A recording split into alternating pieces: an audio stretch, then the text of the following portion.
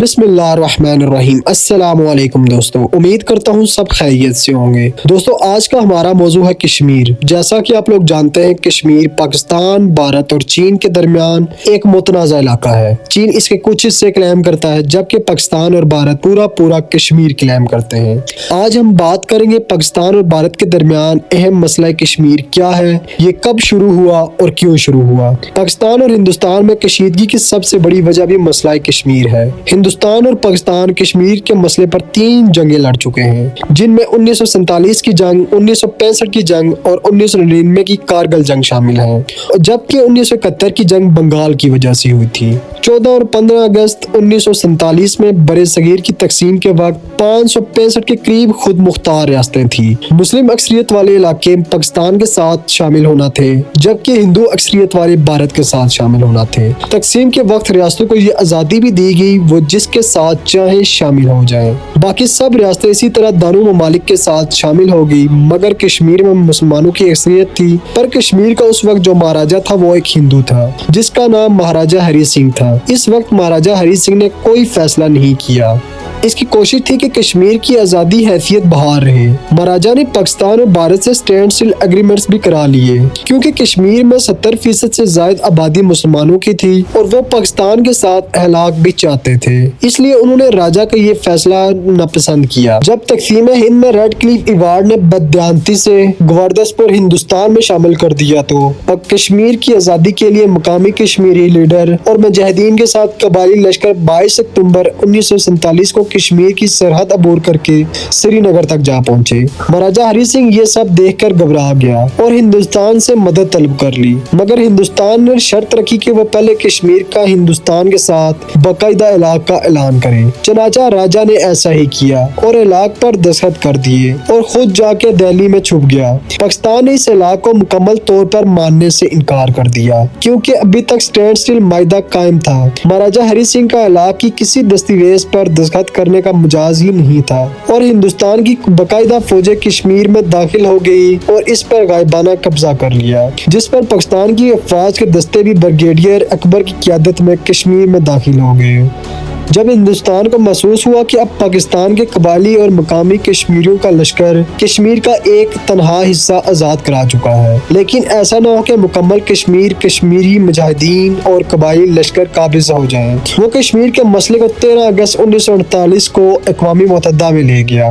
چونکہ ہندوستان کو کشمیری لیڈر شیخ عبداللہ کی حمایت حاصل تھی تو اسے یقین تھا کہ ریفرینڈم میں اسے فتح حاصل ہوگی، مگر 1 جنوری 1949 کو ہندوستان اور پاکستان میں سیز فائر ہو گیا اور کنٹرول لائن وجود میں آ گئی، مگر آج تک ہندوستان اقوام متحدہ کے کردار پر عمل درآمد سے گریزاں ہے۔ مارچ 1965 بھارتی پارلیمنٹ نے ایک بل پاس کیا جس کے تحت کشمیر کو بھارت کا صوبہ قرار دیتے ہوئے بھارت کو وہاں گورنر تعینات کرنے، کشمیر کی حکومت کو برطرف کرنے اور اسے آئین سازی سے روکنے کا اختیار حاصل ہو گئے۔ 23 اگست تا ستمبر 1965 پاکستان اور بھارت کے درمیان دوسری جنگ چھڑ گئی جس نے 1949 کے فائر بند معاہدے کو ختم کر دیا۔ 10 جنوری 1966 بھارت اور پاکستان کے مابین تاشکند معاہدے پر دستخط ہو گئے جس کے تحت دونوں ممالک اپنی افواج کو جنگ سے پہلے والی پوزیشن میں لانے میں متفق ہو گئی۔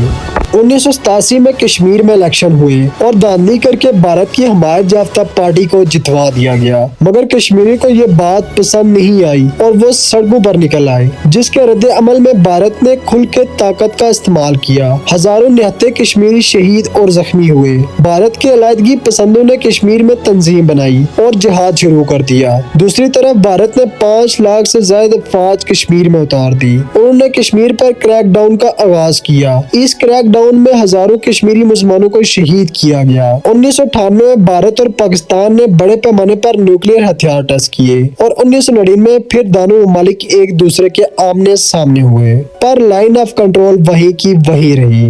گزشتہ 7 دہائیوں سے بھارتی قابض افواج مقبوضہ جموں کشمیر میں بے پناہ ظلم ڈھا رہی ہے۔ کشمیر میں بھارتی مظالم کے اعتبار سے سن 2019 دنیا کا بدترین سال قرار دیا گیا اور ایک اندازے کے مطابق رواں سال کے پہلے 6 ماہ میں 271 से जायद कश्मीरियों को शहीद किया गया। गुज़िश्ता दिनों इंतहा पसंदों और नाम नहाद जमहूरी रियासत भारत का मक्कार चेहरा इस वक्त दुनिया के सामने एक बार फिर बेनकाब हुआ, जब मुतासिब भारतीय हुकूमत ने मजलूम कश्मीरी अवाम के हक पर एक और बुज़दिलाना हमला किया और रियासत की खुसूसी हैसियत आर्टिकल 370 को ख़त्म कर दिया, जिसने न सिर्फ कश्मीरी बल्कि पूरी दुनिया को तशवीश में मुब्तला कर दिया। इन आर्टिकल को ख़त्म करने के पसे पुश्त RSS के शिद्दत पसंदाना नजरिए के हामिल BJP भारतीय जनता पार्टी का असली एजेंडा मकबूजा वादी के आबादी की तनासब को तब्दील करना है और मुसलमान अक्सरियत को अक़लियत में बदलना है। इस खदशे का इजहार मुख्तलिफ तबकात के जानिब से कई साल से किया जा रहा था, मगर आलमी सतह पर इसके खिलाफ कोई इकदाम न होने से बिल आखिर भारतीय हुकूमत को ऐसी जुर्रत हुई और इसने अपना इस गनूने मंसूबे के लिए ये खेल खेलना शुरू कर दिया। 1947 से लेकर अभी तक भारत ने कश्मीर में 50,000 से ज्यादा मुसलमानों को शहीद किया। इस तादाद में वो हजार लोग शामिल नहीं जिन्हें गायब करके मारा गया हो। इसके अलावा लाखों लोग जख्मी भी किए गए। 13 अगस्त 1948 की किरदार में तय पाया था कि कश्मीर रेफरेंडम के जरिए ये फैसला करे कि वो पाकिस्तान के साथ रहेंगे या भारत के साथ। जंग खत्म होते ही भारत रेफरेंडम से मुकर गया और आज तक इनकारी है। वो दिन और आज का दिन कश्मीरी भारतीय जुल्म के नीचे जिंदगी गुजार रहे हैं, हालांकि इनके दिल आज तक पाकिस्तान के साथ धड़कते हैं। हम दुआ गो हैं कि अल्लाह पाक हमारे कश्मीर भाइयों की हिफाजत फरमाए। अगर वीडियो अच्छी लगी तो चैनल को सब्सक्राइब करें, वीडियो को लाइक करें और दोस्तों के साथ शेयर करें। मिलते हैं नेक्स्ट वीडियो में, मुझे दें इजाज़त। ओके, अल्लाह हाफिज़।